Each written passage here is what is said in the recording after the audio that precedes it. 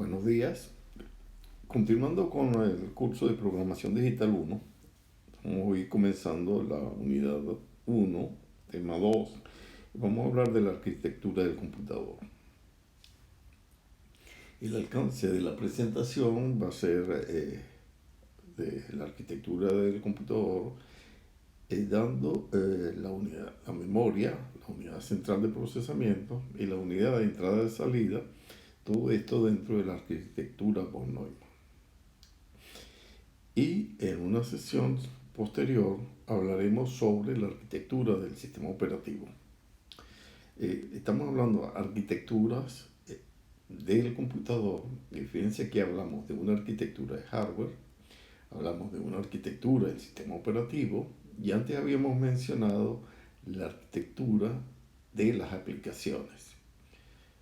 Entonces, el concepto de arquitectura se refiere a cómo están estructurados los componentes y cuál es la relación que existe entre ellos.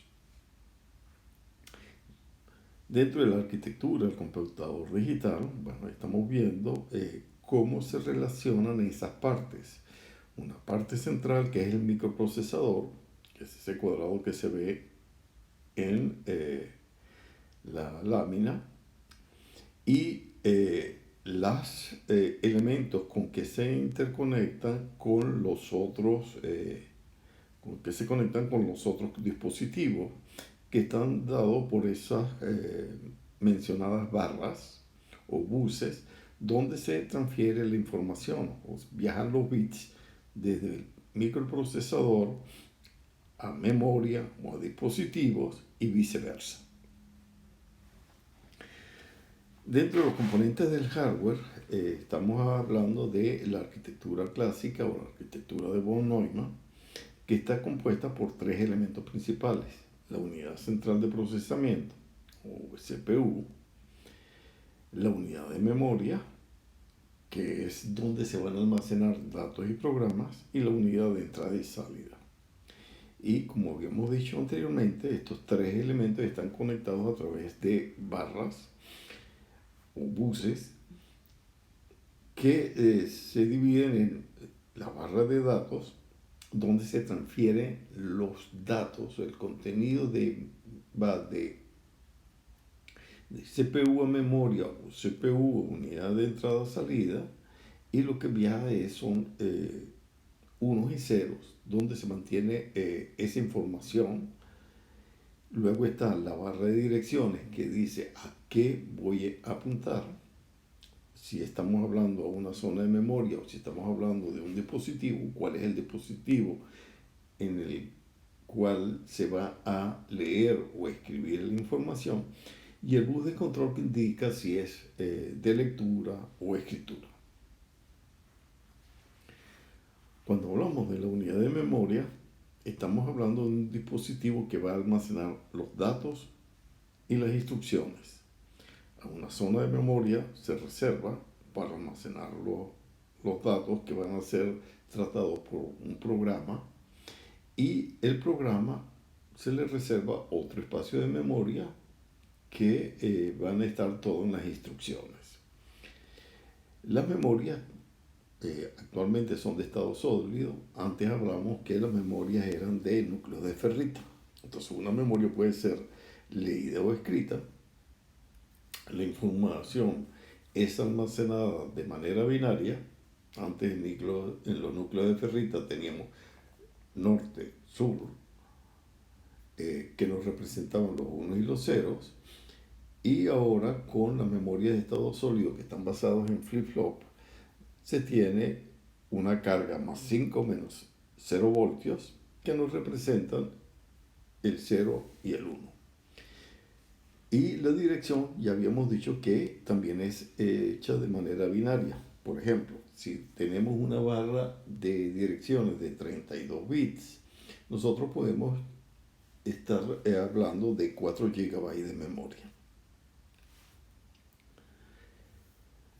Las memorias pueden ser de dos tipos dentro de la memoria de estado sólido: las memorias ROM o memorias de solo lectura. se utilizan, el contenido se graba al inicio y ese va a permanecer independientemente de que haya energía eléctrica o no haya energía eléctrica en el dispositivo. Mientras que las memorias de tipo RAM son utilizadas para leer y escribir, o sea, su información es almacenada, pero es solo de manera temporal. Una vez que se apague el equipo, que no tengan energía, el contenido se borra. Esto implica que esas memorias RAM deben ser cargadas cuando se enciende el computador o cuando se coloca un programa que se lee del disco duro. Esto se coloca en esa memoria. Y luego, mientras el computador está encendido, pues se está utilizando esa memoria. Entonces, en un programa, una zona de memoria habíamos dicho que se reserva para los datos y otro para el conjunto de instrucciones de ese programa. Luego está la unidad central de procesamiento. La unidad central es, como lo habíamos dicho, el corazón del microprocesador y está compuesto de una unidad aritmético-lógica que tiene la capacidad de realizar cálculos sobre dos operadores. No estamos hablando que pueda realizar una suma de 6 operadores simultáneamente, no.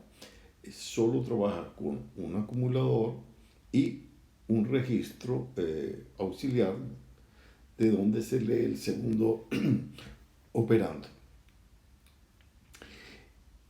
Los registros de memoria, como habíamos dicho, mantienen la información de los operandos que van a ser utilizados por una instrucción y son elementos muy rápidos en comparación a la memoria principal. Y la unidad de control, que es la que mantiene el control de las instrucciones a través de dos registros auxiliares. Uno que es el contador de programa, que nos indica la zona de la memoria principal donde está la siguiente instrucción a ser ejecutada. La unidad de control que decodifica la instrucción que está siendo en este momento tratada, que está almacenada en el registro de instrucción.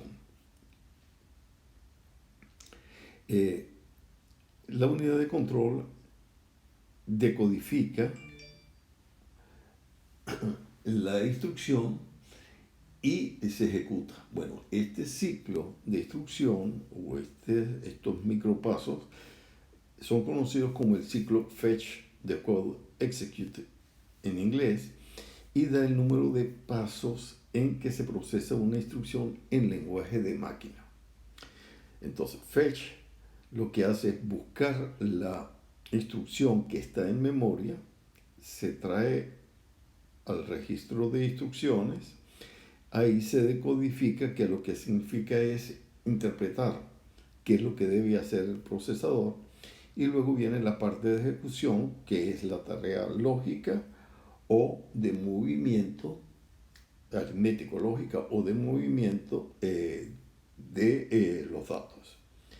En el caso de que esa instrucción implique un salto en el programa, lo que hace es que coloca en el registro de instrucciones, en el registro de direcciones de la instrucción, la nueva dirección donde va a ser buscada la siguiente instrucción. Luego tenemos las unidades de entrada-salida. Entonces es un elemento en el cual permite hacer la interfaz con todos los otros, con todos los dispositivos de entrada-salida. Y el otro dispositivo primordial, que son las unidades de disco o dispositivos de almacenamiento masivo. Estos discos utilizan barras de alta velocidad para poder llevar y traer información desde el disco duro a la memoria principal o desde la memoria principal hacia el disco duro. Los otros dispositivos no necesitan tanta velocidad, entonces utilizan memorias, barras de más baja velocidad, como los dispositivos USB. Otro elemento esencial dentro de los dispositivos de entrada-salida son las redes de comunicaciones. Entonces tenemos los puertos Ethernet, tenemos los puertos RC232, que permiten comunicar el computador con otro computador a través de Internet. Bueno, hasta aquí la sesión de hoy. En la siguiente sesión hablaremos de el sistema operativo.